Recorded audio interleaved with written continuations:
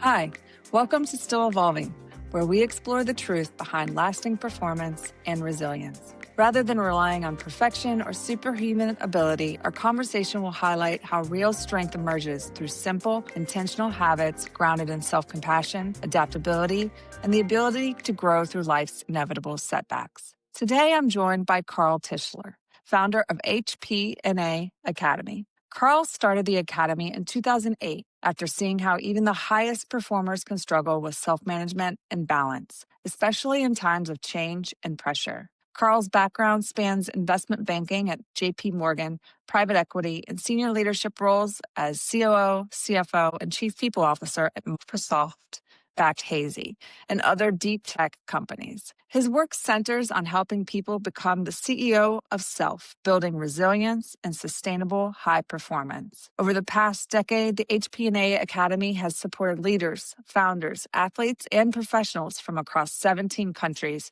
creating a global community focused on growth and long-term well-being. He also lectures at Cambridge University's Judge Business School, is an ICF certified coach, and has advised a nationally ranked U.S. men's tennis team on performance and sports psychology. Please welcome Carl Tischler. Welcome, Carl. Thank you so much for joining us today on the Still Evolving podcast. I'm just grateful for your time, your willingness to share on your journey, and of course, learning with you. So thank you. No, it's a pleasure. Thank you for having me. So why don't we start off just by sharing with the audience your journey, talking a little bit about paths, maybe where you are now, what you're working on currently, and also the motivations that maybe underscored that along the way. Sure. I guess I'd start by saying I've always been interested in people and place, what makes individuals tick, what makes teams work. Inherently interested in that. I was the worst Division III college tennis player in the history of the universe. I was okay on skill, but the mental game was just not there. That was a bit painful as a journey, but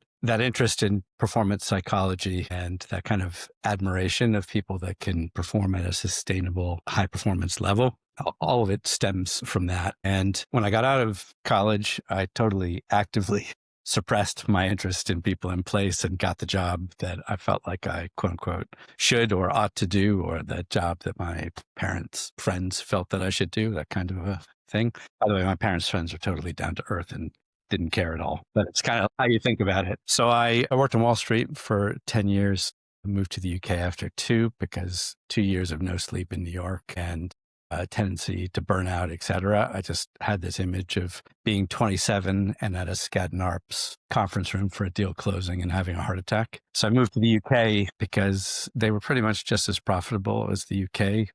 This is a division of the bank, but they had a much better work-life balance. Anyway, so I worked on Wall Street for 10 years, then moved to work in private equity. I had a lot of actually terrible people I worked with, but a lot of really nice people and a lot of really good teams in there, which probably was one of the factors that kept me there, because I never really actually was all that interested or really enjoyed finance kind of inherently. My life kind of changed in 2008 when we had the global financial crisis. I was working for a private equity firm that was publicly listed, that got into trouble, went into administration. I had this period of time, kind of like being in the middle of a snow globe, sort of a surreal time, because the company was sort of a slow motion train wreck. During that time, I just had the chance to just observe, because lots and lots of people lost their jobs. Lots of super talented people lost their jobs.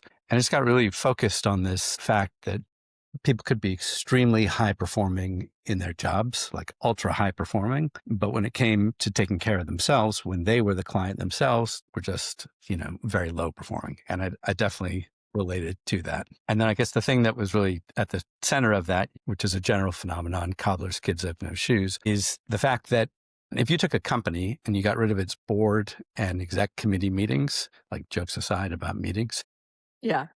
that would be a disaster, because you can't executively manage something without structure. And the weird thing I got in that kind of a year, I got very, very focused on, was just the simple observation that if you think about us as individuals, self-care, mental and physical, let's call it our operations, how do we deal with burnout, things that come from being very driven.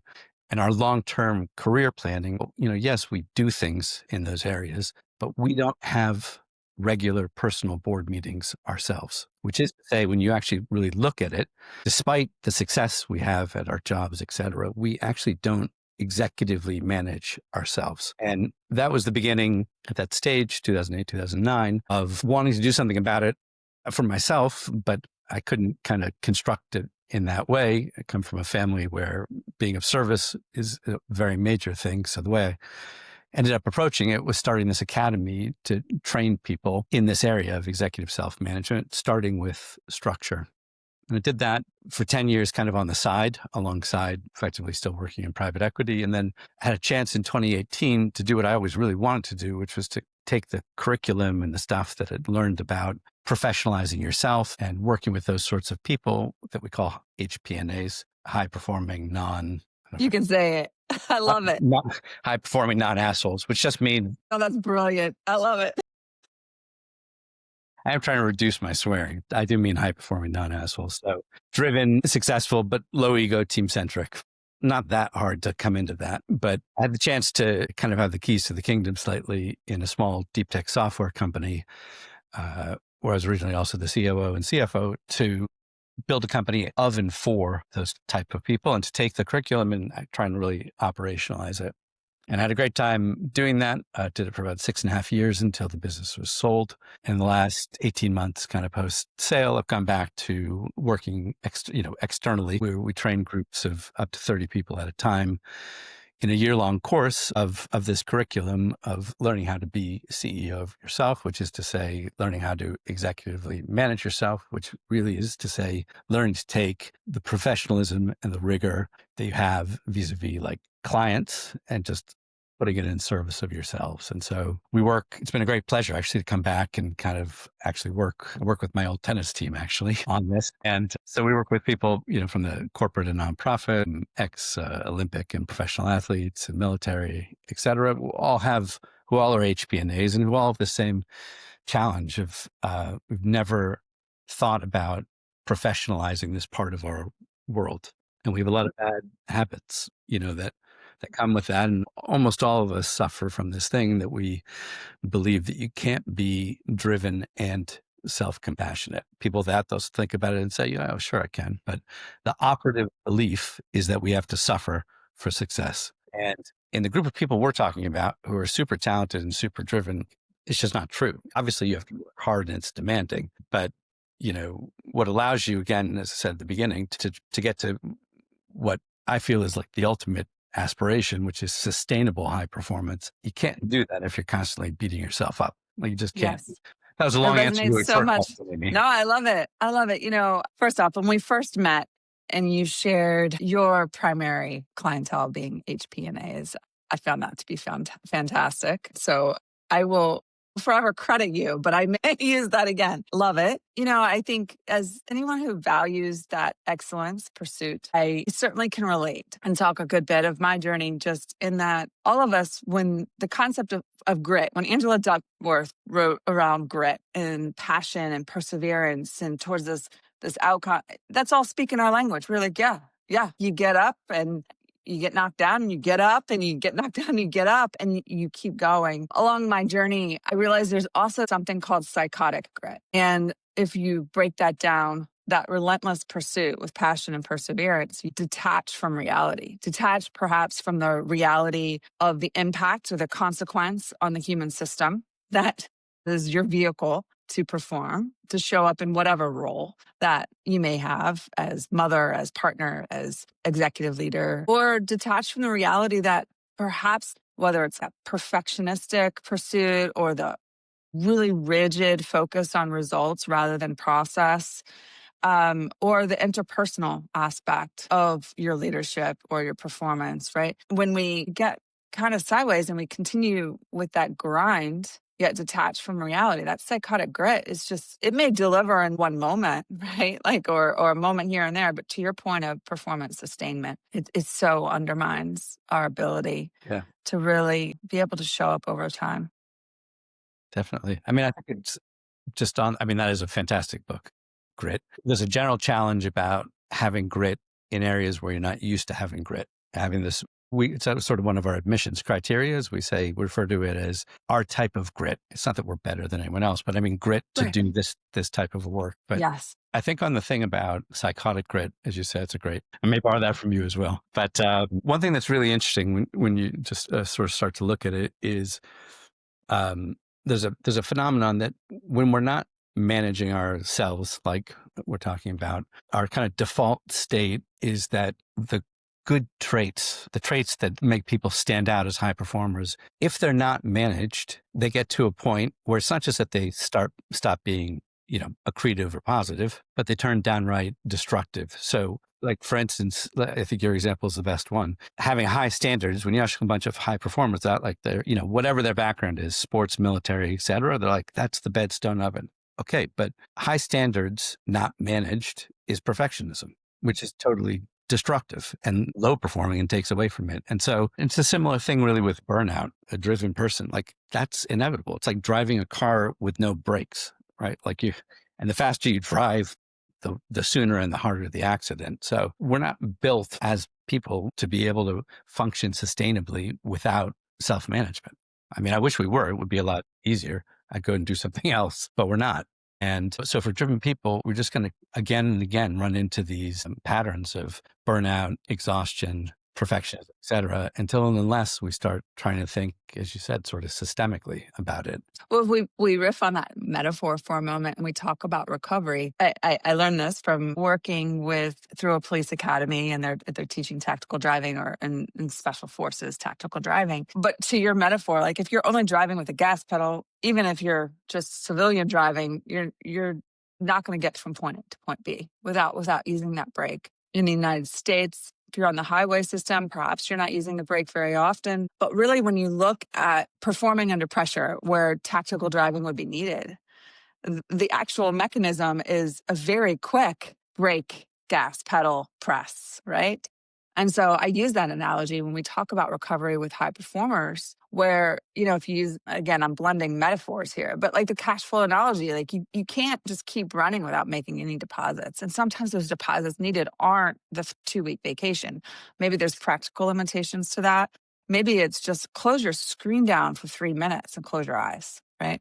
Or stand up and take a walk and get outside, get some early morning light, or go for a walk at lunch and just kind of be around nature if you can. It's those micro doses. So I'm curious for you, as you've gone through your journey, what has the role of recovery been for you? And perhaps like what have you found that works for you? Because I think what's so critical, we talk about, you'll hear, there's a ton of information out there around recovery practices. And many of us high performers, we judge, oh, I'm not meditating my 20 minutes a day, or I'm not, but the key to all of these tools that are out there is like, what works for you and how do you make it your own so that it refuels and energizes and sustains that high performance over time? So I'm just curious if you wouldn't mind sharing, what have you found that works? Sure. I guess I'd preface it by saying that's an area I'm constantly working on, is not viewing recovery as a sign of weakness or not needed, but to actually prioritize it. So I guess I'd answer it in 2 parts. One practical thing I found really helpful is,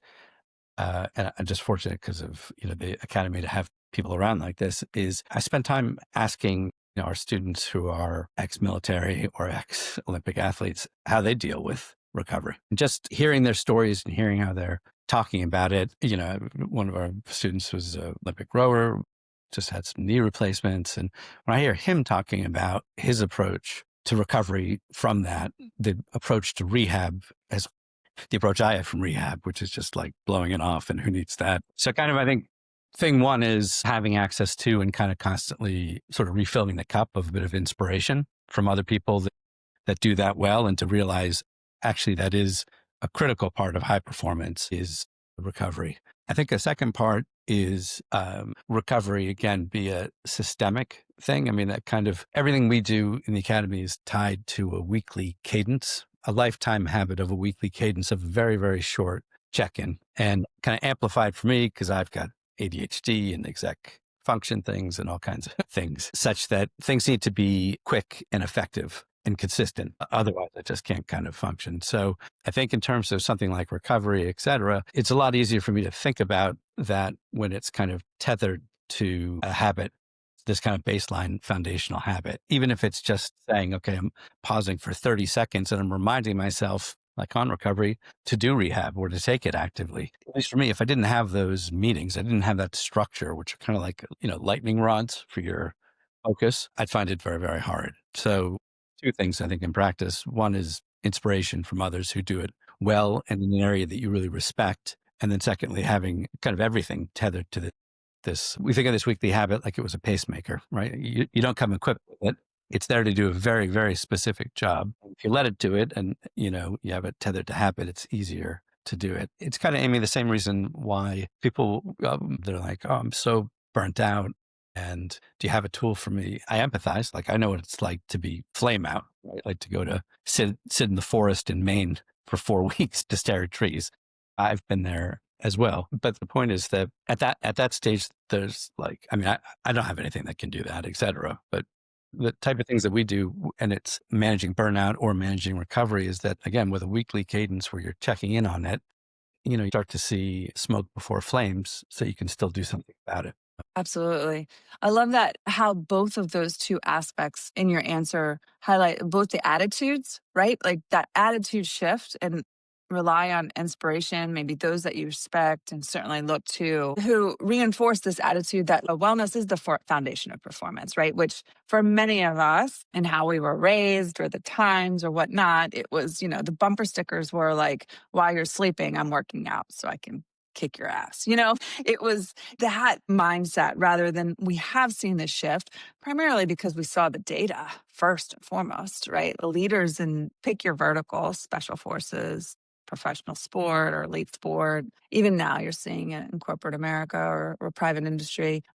You do see the data and how the under recover, is just, you are going to compromise your performance. So I love the attitude shift and really those conversations that are inspiring you to continue that embrace of that attitude. And then the weekly cadence or a structure, basically what you're talking about is like deliberate practice. Like it doesn't have to be this magical, earth moving engagement with some activity that is all of a sudden going to shift it. It really does take the accumulation of very specific behaviors over time. Yeah, I feel you. I do run across those too who are fried. And it somewhat reminds me of higher ed sometimes starts doing stress management workshops during exam weeks. And I'm kind of like, dude, what are we doing?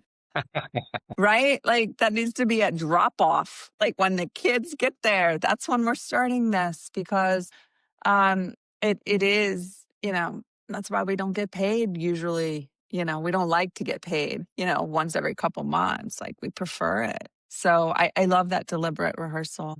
I wanted to shift. We talked about kind of attitudes or mindsets, and then certainly like the behavioral practices or the things that you found to be helpful with recovery. I'm curious about perhaps it's in the academy or even throughout your journey, the role for you of having connection and the power that comes from connection with others that has helped you perhaps bounce back from challenge or adversity, or the role of connection and being able to optimize your performance. Could you speak on that, please? Yeah, sure. The community is everything with period. So as an example, we haven't taught our curriculum one-to-one to people for probably a decade. Not because that person isn't interested and et cetera, but like it doesn't work. It doesn't work. So everything we do is, just even our base foundation course is a year long in a cohort.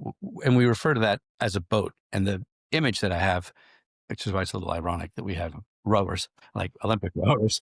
But the image I have is of a crew boat of working together. And the communal aspect, the constructive accountability of it, the support of it, without any question at all, like that is what makes things work. That's what turns something from being a sort of random, unsustainable thing to a sustainable habit. Is, aside from being right-sized, is having community and group. So even within our academy, we did Australia's push-up challenge. And about 30 of us that did that. That's for mental health. And just like 3,214 push-ups in 20 days, which is probably easy for some of the students. It was not easy for me, I could tell you. a lot of, grunting and swearing on that. And we're in the middle of doing another within the Academy with our alumni. We've got about like 50, 60 people doing another 12-week push here for it. Again, if you've been fortunate to be on teams as well, of any team, there's lots in a very positive way that you will do that brings out the best in people in the right context when it's done in a team or community purpose. So I to your question, I totally agree. I mean, I think the community element is key. And I think the thing about community elements is this. I have a friend who is very successful in doing leadership and training for execs. And I once had the chance to just be a fly on the wall for a week of training in that. And my friend's incredibly talented. Everyone loved the materials. And that's what the company procured, was this, 1 week thing. But at the end of the week, they were all just sent back with no continuity, et cetera, because that's what the company demanded. And I think about that, and I think about the frustrations and the inefficiencies of not being in a community are huge. And that was one of the experiences that I saw that just convinced me that we have to do things that have duration, communities that stick together over time. Because as you say, I mean, one of the reasons that our base course is a year is that the chance that everyone is going to have a challenge with perfectionism on week 2, minute 38, 0. But the chance that over a year, someone in that group is going to have a challenge with it is very high. Yes. And that staying together for a period of time so you've been through ebbs and flows individually and as a group is so important. Yeah, I would literally put community top 2 most important things. Incredibly powerful. And it's amazing that the structure to the Academy experience that you're describing really captures that. I think it's also a healthy reminder for those of us who may not be in a structured program such as that, is that just a helpful reminder of we are social beings and we're going to be influenced by those around us. So how are you making those choices? Right? Those who are around you could help not just hold you accountable, but really empower and strengthen your journey when you perhaps maybe it's the challenge of perfectionism or another life punch that comes your way. And also remember those around you who may undermine or even, just create toxic and distraction and additional noise in your journey forward. So love to hear the power that it is. And it really sounds to be a significant agent of change for your cohort as they go through the year. So thank you. I definitely agree. I mean, it's a general point. I mean, the Academy is one place that you do it, but I think that, as you're saying, when we grow up and get older and we lose the structure and communities that we may have had, teams, et cetera, even for athletes, et cetera, our need for community grows and our supply of readily available communities diminishes. And so I think there is this definite thing to try and search out and find community and continuity of community. Keep in mind HPNAs. It's very important. Always keep it in mind. Life's a lot easier when you're surrounded. A lot easier. I used to use the phrase a lot of, I am at the point in my life where I prefer to live and work with those who play well in the sandbox. And now I think HPNAs will forever be replaced in that. Carl, thank you. Just a fabulous conversation. We like to leave our audience with one immediate actionable takeaway. So I could talk this for many hours and just really appreciate sharing and learning with you. But there are some people out there who are like, Dr. Amy, Carl, what can I do today? What's one thing that might help me today? Drawing on your experience, perhaps this with the Academy as well. Could you share one immediate actionable takeaway that someone could employ in their life today? Sure. Can I give 2 quick ones? Absolutely. Yes. Quick one. The quick first one is to try your best forever to not use the word should. And a lot of people talk about this and they're all right when they talk about it. Just the way to think about it is that should is shame plus could. And every time you use it and you think that's high performing because, I'm being tough on myself, like it's not. So year on year, if you want one simple metric that in a small way, but it will move the needle for you, is to cut down and to continue to manage it down as low as possible on should. I think the second thing is, and I'll get you the link for this, but we have a calendar link. It's not even an Academy thing. It's just anyone can have it, that puts an hour meeting into your calendar each quarter indefinitely. And I really do believe that structure is the and intentionality, as we talked about here, those are our best friends. And so if you can just try your best to every quarter, when you see that, just even take 5 minutes and reflect on what's happening. It doesn't have to be a big deep dive, but just take those notes from it and share them. I know it's hard to do it on a quarterly thing, but that structure at even a basic level really is transformative. Fantastic. Two incredibly, not just actionable, but impactful pieces of advice. So thank you, Carl. Like I said, I could riff with you more. I know we didn't get to self-compassion, which I completely also agree with you that we need a healthy dose along the way, but certainly appreciate your journey and the lessons learned. Thank you. No, thanks for having me.